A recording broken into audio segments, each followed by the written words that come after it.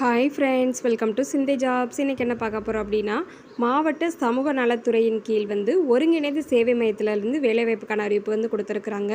அதுக்கான டீட்டெயில்ஸ் தான் பார்க்க போகிறோம்.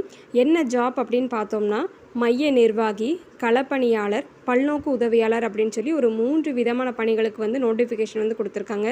இந்த ஜாப்க்கு அப்ளை பண்ணுறதுக்கான லாஸ்ட் டேட் பார்த்தோம்னா 21/6/2024 தான் அப்ளை பண்ணுறதுக்கான லாஸ்ட் டேட்டாக கொடுத்துருக்குறாங்க. இந்த பணியை பொறுத்தளவு எந்த ஒரு எக்ஸாமும் எழுத வேண்டாம், எந்த ஒரு ஃபீஸும் கட்ட வேண்டாம்னு சொல்லி கொடுத்துருக்குறாங்க. இப்போ அதுக்கான ஃபுல் டீட்டெயில்ஸ் பார்க்கலாம். திருப்பூர் மாவட்ட ஆட்சித்தலைவர் அவர்களின் பத்திரிகை செய்தின்னு கொடுத்துருக்குறாங்க. இப்போ அதுக்கான டீட்டெயில்ஸ் பார்க்கலாம். நம்மளோட வீடியோ ஸ்கிப் பண்ணாமல் பாருங்கள். சேனலை சப்ஸ்கிரைப் பண்ணி வச்சுக்கோங்க. ஆல் அப்படிங்கிற பட்டனை கிளிக் பண்ணிக்கோங்க. அப்போ தான் நம்மளோட வீடியோஸ் எல்லாமே உங்களுக்கு உடனே ரீச் ஆகும். தமிழ்நாடு அரசு திருப்பூர் மாவட்ட சமூக நலத்துறையின் கட்டுப்பாட்டின் கீழ் செயல்படும் ஒருங்கிணைந்த சேவை மையம் திருப்பூர் மற்றும் உடுமலைப்பேட்டையில் காலியாக உள்ள மைய நிர்வாகி, களப்பணியாளர், பல்நோக்கு உதவியாளர் ஆகிய பதவிகளுக்கு தொகுப்புதிய அடிப்படையில் முற்றிலும் இது ஒரு டெம்பரரி ஜாப் தான் மென்ஷன் பண்ணியிருக்கிறாங்க. அதையும் பார்த்துக்கோங்க. தகுதி வாய்ந்த நபர்களிடமிருந்து விண்ணப்பங்கள் வரவேற்கப்படுகிறது அப்படின்னு சொல்லி கொடுத்துருக்குறாங்க. விண்ணப்ப படிவத்தினை பதிவிறக்கம் செய்வதற்கான வெப்சைட்டுமே கொடுத்துருக்காங்க. இந்த வெப்சைட்டில் போய் நம்ம அதுக்கான ஃபார்மை டவுன்லோட் பண்ணி நம்ம அதுக்கு அப்ளை பண்ணுறதுக்கானதுக்கு ஃபில் பண்ணிக்கலாம்னு சொல்லி கொடுத்துருக்குறாங்க. இணையதள முகவரியில் பதிவிறக்கம் செய்து கொள்ளலாம். பூர்த்தி செய்யப்பட்ட விண்ணப்பங்கள் மாவட்ட அட்ரஸ் கொடுத்துருக்காங்க, நோட் பண்ணிக்கோங்க. மாவட்ட சமூக நல அலுவலர், அறை எண் 35,36, தரைத்தளம், மாவட்ட ஆட்சியர் அலுவலகம், திருப்பூர் என்ற முகவரிக்கு வரும் 21/6/2024 மாலை 5:30 மணிக்குள்ளே அவங்களுக்கு ரீச் ஆகிற மாதிரி விண்ணப்பங்களை சமர்ப்பிக்க சொல்லியிருக்கிறாங்க. தாமதமாக பெறப்படும் விண்ணப்பங்கள் நிராகரிக்கப்படும் அப்படின்னு சொல்லிட்டு மாவட்ட ஆட்சித்தலைவர் அவர்கள் தெரிவிச்சிருக்கிறாங்க. அதனால் நீங்கள் ஃபுல் டீட்டெயில்ஸ் ரீட் பண்ணி பார்த்துட்டு என்னென்ன மெட்டீரியல்ஸ், அதாவது என்னென்ன சர்டிஃபிகேட்லாம் நேரில் தான் கொண்டு போய் கொடுக்க சொல்லியிருக்கிறாங்க. எல்லாத்துலேயுமே வேறு தபால் மூலம் அந்த இது எதுவுமே மென்ஷன் பண்ணலை. அப்படிங்கிற டேரெக்டாக கொடுக்கும்போது கொஞ்சம் டீட்டெயில்ஸ் எல்லாம் கேதர் பண்ணிக்கோங்க. அடுத்து என்னென்ன பதவிக்கு எந்தெந்த மாதிரி குவாலிஃபிகேஷன் எதிர்பார்க்குறாங்க, ஊதியம் எல்லாம் அந்த டீட்டெயில்ஸ் பார்க்கலாம். மைய நிர்வாகி அப்படின்னு பார்த்தோம்னா மாத ஊதியம் பார்த்தோம்னா 35,000 கொடுத்துக்குறாங்க. இவங்களுக்கான வயது வரம்பு அப்படின்னு பார்த்தோம்னா 40 வயதுக்குள் இருக்கிறது நல்லது அப்படின்னு சொல்லி கொடுத்துருக்குறாங்க. பணியிடம் 1. இவங்களுக்கான கல்வி தகுதி அப்படின்னு பார்த்தோம்னா master of social work, MSW and master in law, master of psychology, சோசியலாஜின்னு கொடுத்துருக்குறாங்க. இது படிச்சிருக்கணும்ட்டு. எக்ஸ்ட்ரா குவாலிஃபிகேஷன் பார்த்தோம்னா இதர தகுதிகள் திருப்பூர் மாவட்டத்தில் வசிக்கும் பெண் விண்ணப்பதாரராக இருத்தல் வேண்டும் சொல்லி கொடுத்துருக்குறாங்க. 2வது பாயிண்ட் பார்த்தோம்னா பெண்கள் மற்றும் குழந்தைகளுக்கு எதிரான வன்முறைகளிலிருந்து மீட்பு மற்றும் ஆலோசனை வழங்குதல் தொடர்பான பணியில் குறைந்தது 5 வருடம் அனுபவம், 5 இயர்ஸ் எக்ஸ்பீரியன்ஸ் எதிர்பார்க்குறாங்க. அடுத்து ஒருங்கிணைந்த சேவை மையத்தில் 24 மணி நேரம் × 7 தங்கி பணிபுரிய விருப்பமுள்ளவராக இருத்தல் வேண்டும் சொல்லி கொடுத்துருக்குறாங்க. அங்கேயே தங்கி வேலை பார்க்குற மாதிரி இருக்கும்னு சொல்லி கொடுத்துருக்குறாங்க. அடுத்து 4வது பாயிண்ட் பார்த்தோம்னா 181 மற்றும் இதர உதவி எண்கள் மூலம் வரும் அழைப்பு தொடர்பான உதவிகளுக்கு தேவை அறிந்து உதவும் எண்ணம் கொண்டவராகவும் களப்பணி புரிய விருப்பமுள்ளவராகவும் இருக்கணும்னு சொல்லி கொடுத்துருக்குறாங்க.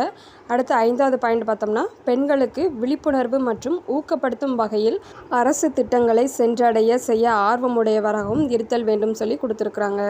அடுத்து 2வது பணியான களப்பணியாளர் அப்படிங்கிற பணிக்கு பார்த்தோம்னா மாத ஊதியம் 18,000 கொடுக்குறாங்க. இவங்களுக்கான வயதுன்னு பார்த்தோம்னா 35 வயதுக்குள் இருக்கிறது நல்லதுன்னு சொல்லி கொடுத்துருக்குறாங்க. எவ்வளோ வேக்கன்சி அப்படின்னு பார்த்தோம்னா 5 வேக்கன்சி கொடுத்துருக்குறாங்க. இவங்களுக்கான எஜுகேஷனல் குவாலிஃபிகேஷன் பார்த்தோம்னா master of social work, MSW, master in law, master of psychology, sociology அப்படின்னு சொல்லி கொடுத்துருக்குறாங்க. அதுக்கப்புறம் சில எக்ஸ்ட்ரா குவாலிஃபிகேஷன் எதிர்பார்க்குறாங்க. அதுக்கான இது பார்த்துடலாம்.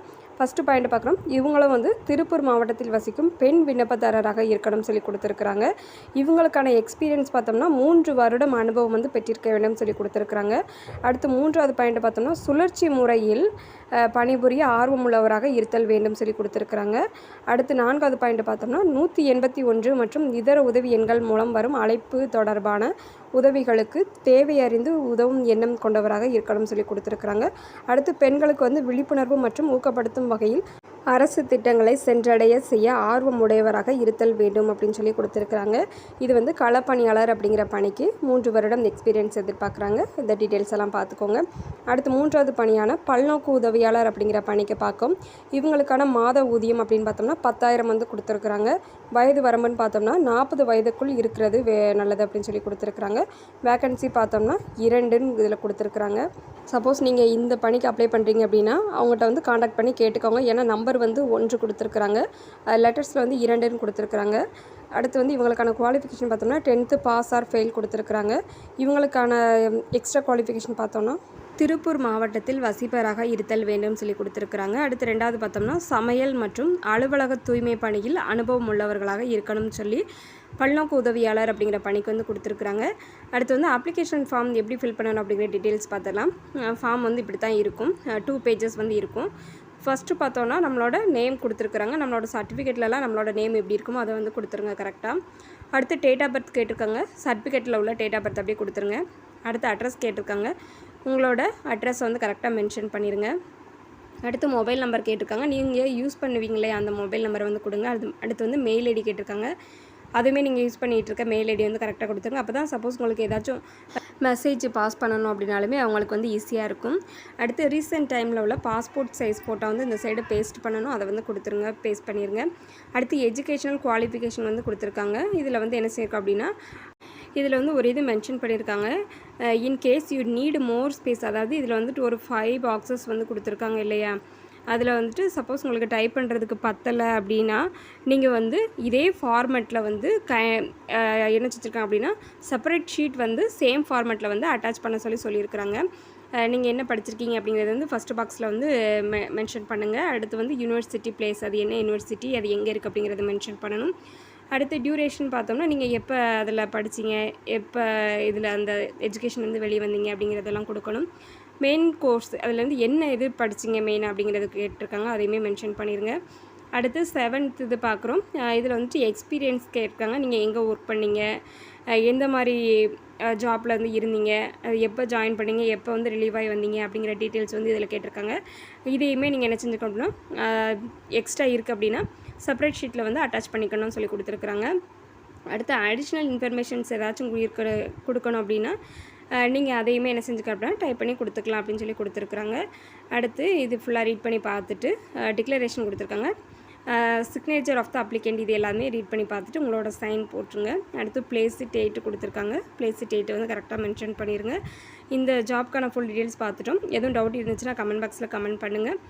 நம்மளோட வீடியோ உங்களுக்கு யூஸ்ஃபுல்லாக இருந்துச்சுன்னா ஒரு லைக் பண்ணிடுங்க. நம்மளோட வீடியோஸ் உங்களோட ஃபேமிலி அண்ட் ஃப்ரெண்ட்ஸ்க்கு ஷேர் பண்ணுங்கள். மேபி அவங்களுக்கு யூஸ் ஆகலாம். நம்ம சேனலை சப்ஸ்கிரைப் பண்ணிக்கோங்க. ஆல் அப்படிங்கிற பட்டனை கிளிக் பண்ணிக்கோங்க. அப்போ தான் நம்மளோட வீடியோஸ் எல்லாமே உங்களுக்கு உடனே ரீச் ஆகும்.